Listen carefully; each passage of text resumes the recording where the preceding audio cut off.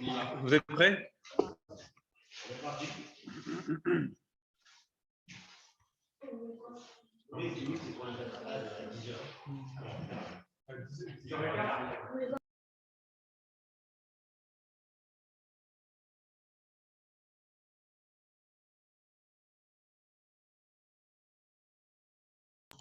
Alors, on va commencer. Tout le monde a commandé?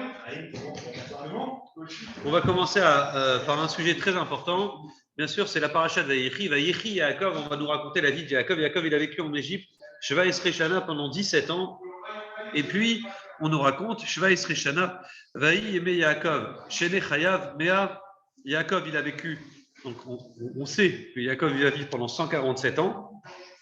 Et la Torah nous raconte qu'il a vécu les 17 ans en Égypte. Donc, forcé, s'il est mort à 147 ans, vous avez calculé, il est arrivé à quel âge en Égypte? Alors, les Marocains, vous savez plus calculer? 130 ans. 130. Il est mort à 147 ans. Donc, Yaakov, il a vécu Vayechi, il a vécu, vraiment, la Torah nous dit, il a vraiment vécu, kiffé sa vie. Les 17 meilleures années de sa vie, il les a passées en Égypte. Et pour la petite blague, vous rappelez, je vous avais fait un cours de Mida Keneged Mida Shabbat, vous vous souvenez? Combien de temps, je vous en prie, Yaakov, il a nourri son fils Yosef? Combien de temps Yaakov a nourri, il s'est occupé de son fils Yosef? 17 ans, parce qu'il a été vendu à 17 ans. Et combien de temps Yosef, il va nourrir son père? 17 ans. C'est beau, hein? C'est-à-dire que vraiment, Yaakov, il s'occupe de son fils. Après 17 ans, il est vendu, mais pendant 17 ans, il a payé, il a nourri, il a logé, blanchi.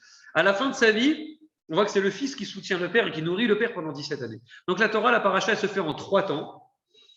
Elle se fait en 3 étapes. Étape 1, Yaakov, il demande à Yosef de lui jurer de l'enterrer en Égypte. Non, pardonnez-moi. À Merata Marpella, dans la grande de Marpella, à Hebron. Et Yosef jure, fin du temps 1. Deuxième temps, on annonce à Yosef que son père est malade. Mais ton père est malade, vite, il court, il vient avec ses 2 garçons, Ménaché et Ephraïm, et il va pour essayer de recevoir une bracha pour ses 2 garçons, Ménaché et Ephraïm. Là, vous connaissez la suite de l'histoire. Il y a Yosef, lui, il met Ménaché le grand devant la main droite de Yaakov, en disant le grand, il mérite la droite, et Ephraïm le petit, c'est la gauche. Et quand il est place devant, donc c'est le temps 2 de la paracha, où Yaakov, il inverse ses mains. Il change les mains, il met la main droite. Et Yosef, il est un peu gêné de cette opération. Rachid raconte au nom du Midrash, Yosef, il est gêné. L'histoire que le grand y perd, c'est infini. On a l'impression que le grand perd toujours, quoi. Depuis Adam Arishon, tu vois, c'est qui le grand? C'est Caïn. Il va tuer Evel. Donc le premier, c'est le mauvais. Et puis le deuxième, Evel meurt. Et enfin, on a besoin de Chet, du 3e garçon, pour pouvoir remonter le niveau. Abraham, d'abord. Abraham, il a 2 garçons. Abraham, le premier c'est Ishmael et le premier, c'est le mauvais, d'une certaine manière. C'est Yitzhak qui va, le deuxième qui va grimper, qui va monter, qui va évoluer. Yitzhak, il a 2 garçons, c'est Yaakov et Esav, et le gagnant c'est Yaakov le deuxième. Yaakov, il a 2 garçons, 2 aînés, il a Réhouven de Léa et il a Yosef de Rachel. Et c'est qui l'aîné, le gagnant, celui qui préfère, c'est qui? C'est Yosef. C'est pour ça que ses frères vont jalouser. Ça devient impressionnant. Et Yosef, il se fait vendre par ses frères parce que justement, le père, il a préféré le deuxième et il y a eu une certaine jalousie quand il lui a donné un cadeau, etc. Mais là où ça devient intéressant, c'est que Yosef aussi, il a 2 garçons. Il a Ménaché et Ephraïm. Et quand il voit que papy Yaakov, il commence déjà à mettre les mains et il commence à mettre une certaine préférence sur le petit en croisant les bras, sur le petit Ephraïm plus que sur Ménaché, là, Yosef, il met la main sur son père et il dit, papa, Ménaché, c'est l'aîné. Genre, la droite, elle. Sous-entendu, on ne va pas recommencer l'histoire à nouveau. Et il lui répond, il dit, Gamouye Léham, Vegamouye Igdal, t'inquiète pas, Ménaché, ça sera un grand peuple, il grandira, mais le petit, il grandira plus. Ephraïm, il aura quelque chose de grand qui va sortir de lui. Le premier de l'histoire qui va sortir de Ephraïm, le grand, c'est Yahushua. Yahushua, le successeur de Moshe, c'est de la tribu de Ephraïm. C'était donc le petit-fils, arrière-petit-fils de Ephraïm. En soi, c'est gros, c'est grand, c'est Yahushua. Ménaché, il y aura des grands aussi qui vont sortir de Ménaché, mais Ménaché, il y aura aussi des voyous qui vont sortir de Ménaché. Achav, le roi Achav, on en parlera, Yerovam. Bon, il y a des rois, par son roi Hakodesh, il sait, et il met la main droite pour donner plus de force au petit. Temps 2 de la paracha. Temps 3, Donc Yosef, il accepte. Et enfin, on raconte que vraiment Yaakov va mourir. Là, il est vraiment près de son lit en train de mourir. Et là, il ramène tous ses enfants. Et il raconte à ses enfants, Ikafsou, rassemblez-vous. Il dit, je vais vous raconter ce qui va arriver. Les mots du Passouk, Be'acharit Ayanim, la fin des temps. Je vais vous dire, c'est quand que Mashiach, il va venir. Si j'ai le temps, je reviendrai sur ça. Et tout d'un coup, il change de sujet. On dit, bah, Yomer, il dit, bon, Réhouven, il commence à bénir ses garçons. Réhouven, si on peut dire c'est une bracha. Shimon et Lévi, il dit, vous êtes trop coléreux, il maudit leur colère. Il dit, vous avez rasé un village entier. C'est quoi ça? Vous avez pris de sa tonton Lavan, c'est pas de chez moi ça. Ils ont tué des centaines de personnes de sang-froid, c'est du niveau quoi. Yehuda, Ata, Yehuducha, Yehuda spécial, etc. Et il met en valeur Yehuda. Magnifique. Mais malgré tout, on voit qu'il commence derrière ses bénédictions ou pas, il bénit quand même tout le monde, il donne une réussite à tout le monde. Yehuda, Issachar, Zevulun, il dit Issachar, toi je bénis le partenariat entre Issachar et Zevulun. Et il met Zevulun en priorité avant Issachar. D'abord, il bénit Zevulun, c'est le commerçant, c'est le businessman, il va être près de la mer, il va faire du commerce, il aura des bateaux, il va faire du business.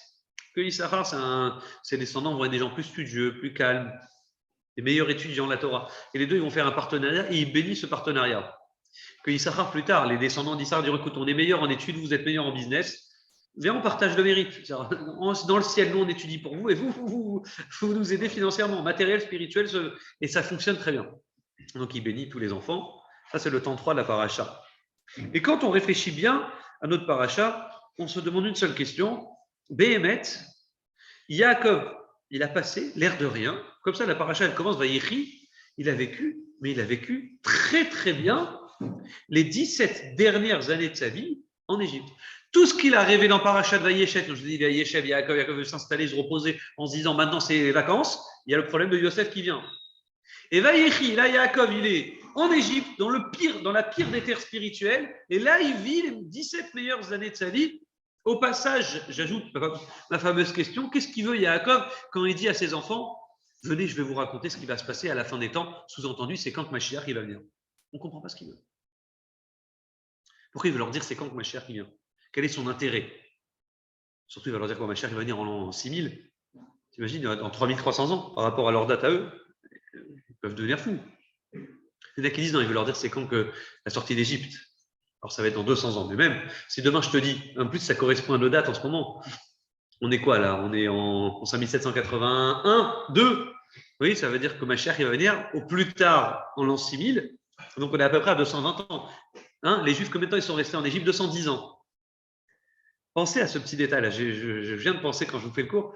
Ça correspond à peu près aux dates. Ils ont fait 210 ans en Égypte. Et nous, si demain tu dis à tes enfants, t'inquiète, ma chère, il va venir dans 220 ans. Mais tu imagines la déprime? Déjà, toi, tu dis, bon, écoute, la religion, c'est sympa. Dans 220 ans, j'aurai pas le temps de profiter. Même mes petits-enfants, ils vont à peine profiter. Je ne suis pas sûr. C'est chaud quand même. Pourquoi Yaakov, il veut leur annoncer une chose pareille? Ma chère viendra dans 220 ans. Il va leur dire, dans 210 ans, comment sortira d'Égypte? Il voulait leur donner la date. Quel est l'intérêt? Et deuxième question, et ça c'est vraiment comment on peut vivre de bonnes années quand on sait qu'on est en exil? On sait qu'on est en exil, on n'est pas dans une situation normale, nous les Juifs.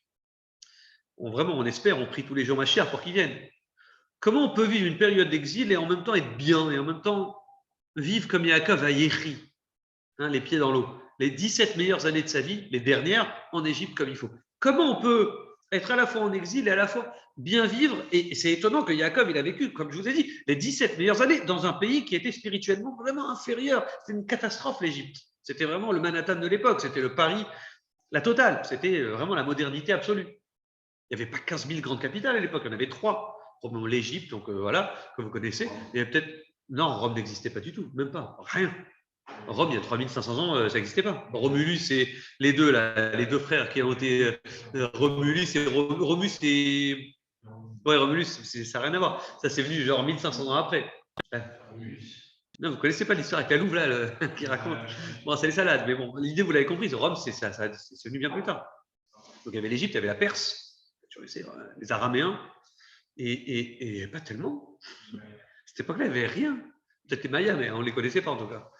Non, mais c'est venu après. On dit que c'est une période. Bon, les Chinois, peut-être les Chinois.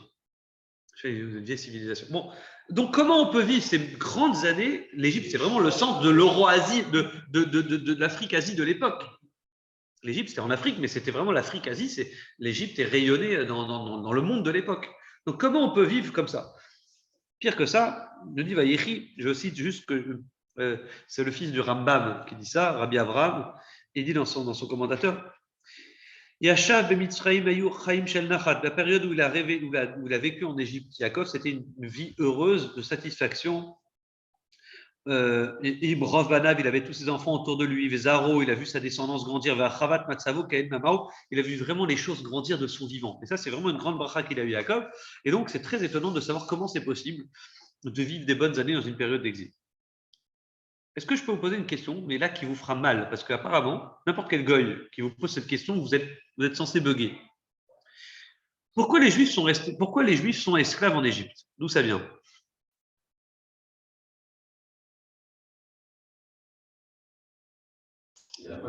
Je peux vous poser une question? Pourquoi les Juifs sont en Égypte? Ils sont venus un peu par rapport à Yosef. Exact. Mais le fait qu'ils soient venus par rapport à Yosef, ça fait suite à une femme. Non, tout ça, c'est les conséquences. Mais Dieu, il a prévu tout ça. C'est quand que Dieu, il a prévu? Dieu, il a prévu quand il a eu la première fois. Non, c'est pas la première fois. Hachem, il parle à Abraham, on a ce qu'on appelle, dans Parashat, Abraham, il a 75 ans. Parashat Lech Lecha. Ça s'appelle Brit Ben Abetarim, l'alliance entre les morceaux. Hachem, il annonce à Abraham, écoutez bien. Il y a Doha Teda, je t'annonce, qui guerrier Zaracha, ta descendance sera des étrangers. Beheretz Lolahem, dans une terre qui n'est pas la leur.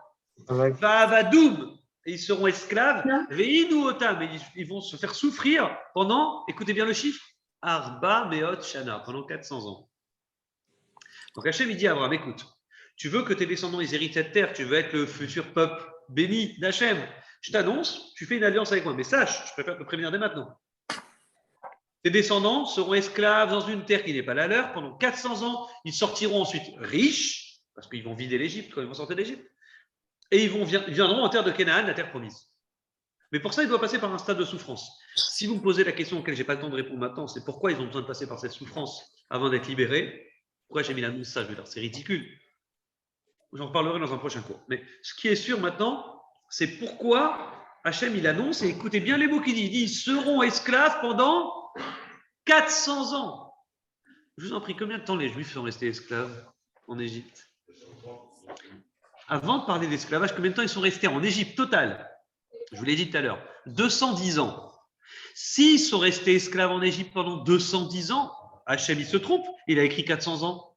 Dans Bereshit, Parashat Berlecha, Hachem il dit 400 ans. Comment c'est possible que 400 ans, on compte 210 ans? En fin de compte, on sait, avec des preuves claires, que les Juifs sont restés esclaves, qu'ils sont restés en Égypte depuis le moment où Yaakov il a mis les pliés pour rejoindre son fils Yosef. Ils sont arrivés en Égypte, ils étaient combien? 70, Razak, et ils sont sortis d'Égypte 603 550, 210 ans après. C'est fou quand même, un peuple, c'est ça. Bon. Mais ils sont restés que 210 ans. Pourtant, Hachem il dit 400 ans, ils seront esclaves. Hachem il s'est trompé. Rachid dit que c'est à partir de la naissance de Yitzhak, son fils. Chazak, c'est tout à fait juste ce que vous dites. Alors, justement, je vais vous rapporter la réponse de Rachid maintenant, mais Chazak, c'est très juste. Alors, il y a plein d'explications. Il y en a qui disent que c'est vrai qu'ils n'ont pas fait 400 ans, mais la dureté de l'esclavage a été telle que Hachem, il a fait comme le double. Il a dit, non, vous auriez dû faire 400, mais la dureté compense. Tu travailles 2 fois plus. Tu ne fais pas les 35 heures, tu fais 70 heures par semaine. Donc, tu payes autrement. Mais comme Hachem, il a dit un chiffre, comme tu dis, et Hachem, il ne se trompe pas, Hachem, il a dit 400, il faut que les 400, ça soit réel. Donc, comment Hachem, il fait comme un bon comptable qui sait bien manipuler les chiffres? Qu'est-ce qu'il a fait, Hachem? Il a compté 400 à partir de quand, comme tu dis, cher ami? À partir de la naissance de Yitzhak. Alors, Stam, je ne sais pas c'est qui a parlé sur Zoom, mais vous dites à partir de la naissance de Yitzhak, c'est Rachid qui dit ça, mais pourquoi? Pourquoi depuis la naissance de Yitzhak, Dafka? Alors, bravo, mais tu verras que tu n'as pas. Écoute bien. Dieu, il dit à Abraham, comme Hachem, il aime les Juifs, on va dire, il arrange la comptabilité pour que le chiffre 400 y reste sans qu'il fasse 400 net. C'est 400 brut, pas net. Pourquoi? Tout simplement. Kiger Yezaracha, ta descendance sera étrangère, Ouais. Eretz Lolaem, dans une terre qui n'est pas la leur. Dieu, il n'a jamais dit seront en Égypte. Il a dit dans une terre qui n'est pas la leur, ta descendance. Il dit à Abraham, maintenant c'est quand qu'Abraham il a une descendance? Quand il a Yitzhak. Donc dès qu'Yitzhak il commence à naître, Hachem il enclenche le compte à rebours. Parce que, et est-ce que Yitzhak il est dans une terre qui est la sienne? Ben non. Yitzhak il est en Canaan, c'est le fils de son père, certes, il est bien, il est heureux, il vit une vie riche, mais en fin de compte, les Cananéens ils lui font du mal. T'imagines qu'Abraham, pour enterrer Sarah, il a dû galérer? Si tu es toi le patron dans la terre de Canaan, tu n'as pas besoin de galérer pour acheter un terrain pour enterrer ta femme. Et Yitzhak, il n'a pas eu des problèmes avec les Philistins, les Pélishtim, qui étaient là, qui l'embêtaient, ils disaient pars de chez nous, tu es devenu trop puissant. Et ils l'ont chassé, Yitzhak. Il a dû partir. Après, il a fait une alliance avec les Pélishtim. Yitzhak, il n'est pas chez lui en Canaan. Yaakov, j'en parle même pas, avec Shrem, le combat avec Shimon et Lévi contre la ville de Shrem. Yaakov, les Havot, et depuis Yitzhak, ne sont pas chez eux. Donc, depuis que Ger Yezaracha, tu as une descendance, certes. Donc, depuis ce jour-là, on enclenche le compte à rebours. Mais ce qui est très intéressant, c'est que le compte à rebours est enclenché, mais ils ne sont pas esclaves. C'est-à-dire que la promesse d'Hachem, elle tient. Ils sont, oui, dans une terre qui n'est pas la leur, Canaan. Ils sont, oui, étrangers, guerre, mais ils ne sont pas esclaves. L'esclavage, le dur du dur, commencera en Égypte et pas du vivant de Yaakov et pas du vivant des 12 tribus d'Israël.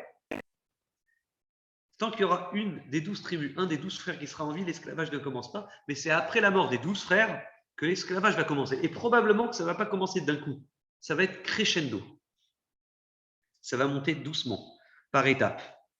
Comme je vous l'ai dit, Redou, le verset dit Redou, Shama, descendez là-bas. Redou, c'est la gématria de 210. Ils vont rester. Hachem, il dit Yaakov, Redou, descendez. C'est la gématria donc de 210. Hachem, il annonce déjà à Yaakov qu'ils vont rester 210 ans. Et c'est très intéressant parce qu'en fin de compte, ils vont faire combien de temps d'esclavage net? Si je demande de calculer combien de temps ils vont rester vraiment à servir les Égyptiens, sur les 210 ans, ils n'ont pas fait 210 ans. Il fallait attendre la mort de Yaakov, la mort des 12 tribus, il reste combien? 210 moins les 17 années de Yaakov, moins la mort de Lévi, le dernier des frères qui a vécu le plus longtemps des 12 frères, c'est lequel? C'est Lévi. Le premier des frères d'ailleurs, des 12 frères, c'est qui est mort? Yosef. Yosef, il est mort à quel âge? C'est la paracha de cette semaine, 110 ans, Yosef, il est mort. Donc le premier des 12 frères qui est mort, c'est Yosef, le patron d'Égypte, il est mort le plus tôt. Mystère. Je vous en reparlerai un jour pourquoi. Il y a tout un calcul magnifique pour faire que les années de Yosef, les années de Yitzhak, les années de Abraham et les années de Yaakov sont déduites pour les donner au roi David. Mais parenthèse fermée. En tout cas, ce qui est sûr, c'est que Yosef meurt le premier, Lévi meurt le dernier, et après la mort de Lévi commence le sale juif. Ouais, les juifs. Et en tout, il reste 86 ans. Donc, entre le moment où l'esclavage a démarré, mais pas un esclavage pur méchant, mais entre le moment où ils vont sortir à la fameuse Seder de Pessah, on raconte la soirée, il va se passer 86 ans. Pardon? Exactement. Depuis la naissance de Myriam, elle est sortie d'Égypte, elle avait 86 ans, et on dit Myriam, la sœur de Moshe, ça vient du mot maror, l'amertume. Donc, depuis la naissance de Myriam, là, ça a commencé l'amertume, la vraie souffrance. Mais avant, il n'y avait pas la vraie souffrance. Avant, c'était l'esclavage doux, et doucement, c'est monté crescendo. On a vu plusieurs pharaons en Égypte. Ce n'est pas le même pharaon qui, pendant 86 ans, a été dur avec les Juifs. Il y en a eu plusieurs. C'est monté crescendo. Tout d'abord, comment ils ont fait? Vous connaissez le Midrash, c'est magnifique ce qu'il dit.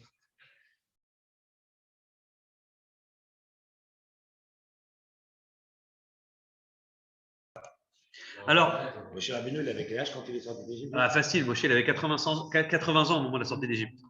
Ou Moshe ben Shmonim Shana ve Aaron ben Shalosh ou Shmonim Shana. Aaron, il avait 3 ans de plus. D'ailleurs, Stam, je reviens sur la fraternité, avant de faire la petite pause du shiur. Il dit sur la fraternité, la première fraternité qui fonctionne, auquel il n'y a pas de jaloux les uns les autres, entre un grand frère et un petit frère, et il n'y a pas d'histoire, c'est dans la sortie d'Égypte.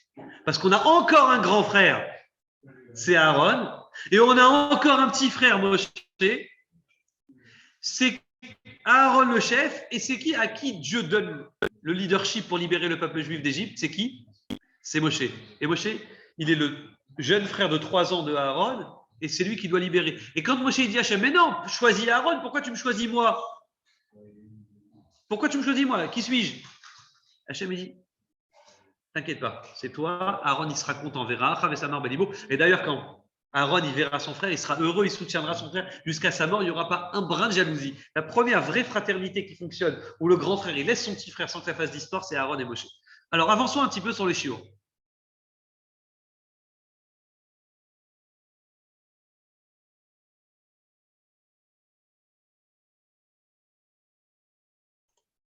Alors, 86 ans. Donc, avançons. Comment c'est possible de passer en Égypte, à la fois en étant en exil et en passant en bon exil, sans même qu'il y ait la souffrance, sans même qu'il y ait de douleur et de problèmes, ben, il n'y a qu'une chose à faire. Il n'y a qu'une chose à faire, et ça va être vraiment le point le plus important du cours, c'est justement se préserver par quelque chose. Et cette chose par laquelle on se préserve, elle nous préserve, nous, et elle nous préserve de l'esclavage, du monde, de l'exil, du Yetzirah qui nous entoure. C'est tellement intéressant cette contradiction entre le 210, entre l'esclavage des Juifs 400 ans ou 210 ans. Vous connaissez l'histoire, la Gemara raconte que quand le roi Talmaï pour le coup, c'est un général qui s'appelait Ptolémée. C'est le Ptolémée, c'est le général grec, le général de Alexandre. Il a hérité de l'Afrique, il a hérité de l'Égypte. Exactement. Lui, il voudra traduire la Torah en grec. La première Torah qui va être traduite en grec, en langue étrangère, ça sera fait par les Juifs d'Afka. Alors le roi Ptolémée, quand il voudra traduire la Torah en hébreu, en grec, il va, la Gemara, ce que je vous raconte, c'est la Gemara Megillah, Daf Tet Amoudbet, la Gemara, pardonnez-moi, elle raconte qu'il va rassembler, il va convoquer 72 sages. Il va convoquer 72 sages pour être sûr que la Torah est traduite comme il faut. Il va les mettre dans des pièces différentes. Il va les enfermer, en les nourrissant, etc. Il va leur dire, vous allez maintenant me traduire toute la Torah en grec. Il a pris les tronches, les plus grands sages qu'on a nous dans le judaïsme de l'époque. Donc cette histoire, c'est pendant la période, donc c'est la période des Grecs. Donc c'est à l'époque du deuxième temple. Avant bien sûr, on est avant l'histoire de Hanouka, un peu avant. Donc il les a convoqués, les 72 sages, il leur a dit, moi je suis un intello, je sais que la Torah c'est fort chez les Juifs, c'est quelque chose de puissant, je veux que vous me traduisez toute la Torah en grec. Du grec, ensuite, ça va passer en latin, et puis en français, en toutes les langues du monde. Donc, depuis ce jour-là, la Torah va être traduite. Et lui, il voulait une traduction tellement parfaite qu'il a dit, je vais piéger les Juifs. Je vais leur montrer que les Juifs, ils tournent la tête, les rabbins, ils tournent la tête comme ça. Je vais les mettre dans 72 salles différentes. Et chacun va devoir me traduire la Torah, et je vais voir si chaque traduction, elle correspond. Et c'est impossible, il y a eu un miracle ce jour-là. Ils ont tous eu Roi HaKodesh. La Gemara, ils ont tous traduit mot à mot la Torah de la même manière qu'on connaît aujourd'hui, avec des différences pour les goïms, avec des petites nuances pour les goïms. Et il me reste, si ça coupe Zoom, c'est que j'ai plus de batterie, je suis désolé. Donc voilà, ça arrive des crises comme ça, il me reste 10% de batterie sur l'ordinateur. Donc il dit comme ça, comment dire, avec des traductions différentes, et ils ont tous traduit, par exemple, je vous l'avais déjà fait une sira sur ça, ils n'ont pas dit Bereshit, Bara, Elohim, au commencement, créa Dieu. Pourquoi ? Parce qu'après, les goïms, ils pourront traduire qu'il y a un Dieu qui s'appelle Bereshit, et ce Dieu, il a créé Elohim. Pour pas que les goïms ils fassent une avodazara sur un nom qui s'appellerait Bereshit, ils ont traduit Elohim, Bara, Bereshit. Dieu créa au commencement le ciel et la terre. Pas au commencement, il créa Dieu le ciel et la terre. Bereshit, Bara, Elohim, et Hashem. D'ailleurs, ils n'ont pas commencé la Torah par un bet, mais ils ont commencé la Torah par un Aleph. Elohim, Bara, Bereshit. Avec plein de petites nuances très intéressantes, mais chacun a traduit avec les petites nuances que je vous ai citées de la même manière dans des pièces différentes enfermées, dans des salles différentes. C'est fou. Et le fameux roi HaKodesh, il a été entre autres sur les 400 ans et les 210 ans. Comme il y avait cette fameuse Oui. Et en plus, ça avait lieu à la même date que maintenant, c'est le 7 Tébet. Exactement. Cette histoire. C'est très juste ce que vous dites, c'est tout à fait vrai. Je vous invite, je vous montrerai des références de Sfarim très intéressantes qui racontent tous les détails. Donc c'est en ce moment, quoi. Exact, mais Khazak, c'est lié avec la période qu'on est en train de vivre en ce moment, et c'est tout à fait juste ce que vous dites. Alors, pour avancer un petit peu plus, il dit, entre autres, la différence qui buguait, c'était les Chachamim, ils se sont dit, dans la Torah, il y a 400 ans, Brit Ben Abetarim, et on sait qu'ils n'ont pas fait 400 ans, ils ont fait que 210 ans. Donc, quand il y a écrit dans le fameux pasouk de la Torah, et les Béné Israël sont restés en terre d'Égypte pendant 430 ans, on sait qu'ils n'ont pas fait 430 ans. Comment expliquer ce paradoxe? Eh bien, ils ont traduit d'une autre manière. Et les Juifs ont terminé le séjour qu'ils ont dû faire en Égypte. Écoutez bien, ils n'ont pas donné de date. Ils ont écrit Ubishar ou Moshav Béné Israël, traduction en grec de la Torah, ou Moshav Béné Israël Asher Yashvu Mitzrayim. Et l'installation des Béné Israël en terre d'Égypte, ou Bishar Aratzot et dans les autres terres, 400 ans. Ils n'ont pas écrit et les Béné Israël sont restés en Égypte pendant 400 ans. Ils ont écrit et les Béné Israël sont restés en terre d'Égypte et dans les autres terres, sous-entendu, même en Canaan, 400 ans. C'est pour eux, pour les Goïms, c'est un vrai paradoxe. Comment Dieu peut dire 400 ans, ils ont fait que 210 ans? Donc, les Chachamim, quand ils ont traduit la Torah en grec, ils ont fait cette nuance naturelle qui fait que les Goïms, quand ils disent la Torah, il n'y a pas de contradiction dans le texte. Maintenant, nous, Béhémet, nous les Juifs, comment on peut répondre à ce paradoxe? Ben, la réponse, elle est simple. Comment d'un côté, on peut nous dire 210 ans et on sait que Dieu, il avait promis 400 ans? Ok, Hachem, il leur a fait un cadeau. Ok, Hachem, il a déduit. Mais pourquoi il a déduit? Pourquoi il a déduit? C'est très simple. C'est qu'Hachem, il nous laisse un joker. Ce joker, il s'appelle la Torah. Tant qu'on reste attaché à la Torah, au mitzvot, on reste des bons juifs, Hachem, il nous facilite le travail, comme on verra dans quelques instants. J'aimerais vous raconter cette petite histoire qui est rapportée comme c'est une histoire que Rav Ashkenazi ramène dans sa sira, mais c'est une histoire française, donc tout ce qui est français, ça nous touche, on est d'accord?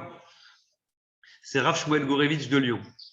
Rav Shmuel Gourevitch de Lyon raconte, il dit qu'effectivement, un jour, il avait ouvert son Bet Rabbah dans les années 70 à Lyon, c'est la première grande synagogue, c'était une période très dure. Dans les années 70, en France, dans les années 70-80, c'était une période très spéciale. Et puis, il faisait faire tchouva à pas mal de gens. Il y a un certain monsieur Khazan qui vient, Khazan, il vient le voir. Voilà, moi j'aimerais avoir un conseil. J'ai eu des problèmes financiers très graves.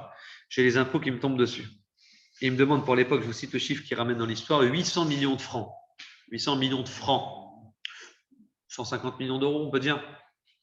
Hein? 150. Il dit, j'ai le fils qui me tombe dessus, les impôts qui me donnent, qui y a un rappel que je n'ai pas payé, que ça. Il dit, je ne sais pas quoi faire, je suis très embêté, cet argent, voilà, comme tout bon juif, je l'ai sans l'avoir. Qu'est-ce que je dois faire? Il n'était pas bien. Il dit, je veux voir le rabbi, je veux, c'est à peine religieux, et je veux voir ce que le rabbi pense. Et on va vous dire, écoute, je vais essayer de demander au rabbi, parce que le rabbi était encore accessible dans ces années-là. Je vais essayer d'écrire une lettre au rabbi et savoir ce qu'il pense et avoir un numéro du secrétaire qui me rappelle qu'est-ce qu'il en pense le rabbi de ce problème, qu'est-ce qu'il faut faire. Il dit, par contre, moi je vous dis, moi je vais écrire au rabbi pas juste un conseil, c'est-à-dire que vous vous engagez de votre côté à payer pour le GAN que je suis en train d'ouvrir, parce que je vais ouvrir un GAN maintenant. Payer, je n'ai pas d'argent, je vous dis d'avance, comme tout bon juif spirituel. Donc il y a les bons juifs matériels qui font des folies, qui sont dans le business, ils n'ont pas un rond. Il dit, moi je suis un bon juif spirituel, je me lance dans des projets spirituels, mais je n'ai pas d'argent, je vais ouvrir un GAN, ça va me coûter, j'ai les payes à payer, j'ai des enfants inscrits, ça va me coûter beaucoup d'argent, la nourriture, ça. Vous payez la moitié de tout ce que ça va me coûter. Si vous payez la moitié, j'envoie la lettre au rabbi. Il faut être courageux pour dire ça. Alors le type, il dit, d'accord.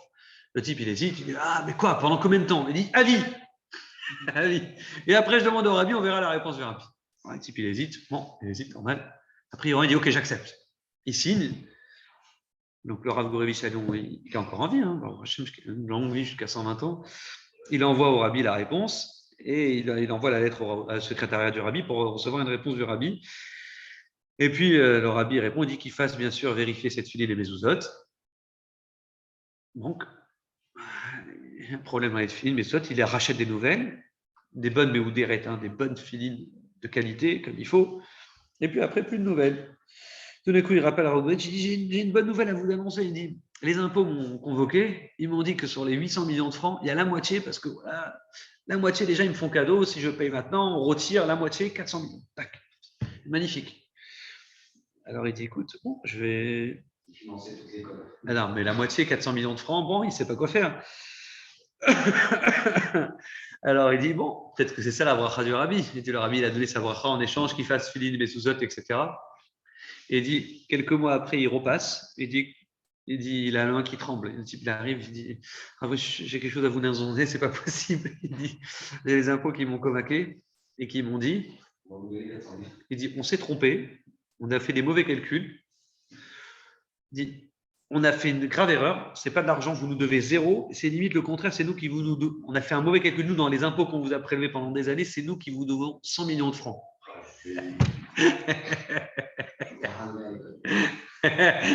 Ça, je ne sais pas, mais je crois qu'il a continué à donner, pas seulement dans l'histoire, il raconte ce qu'il a donné, il continue à donner jusqu'à maintenant.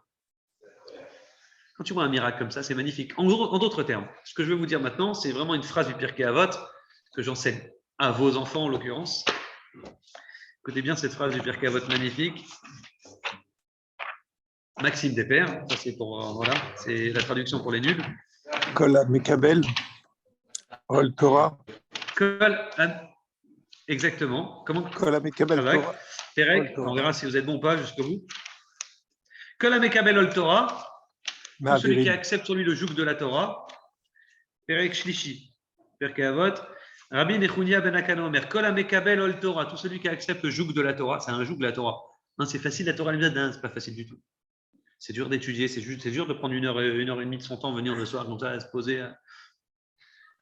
Ok, c'est dur. Faire des mitzvot, manger cachère, c'est dur, je suis désolé, tu vas manger ta pizza 7 € pas cachère, et chez nous tu débarques, tu l'as à 12 € et tu ne sais pas ce que tu vas manger.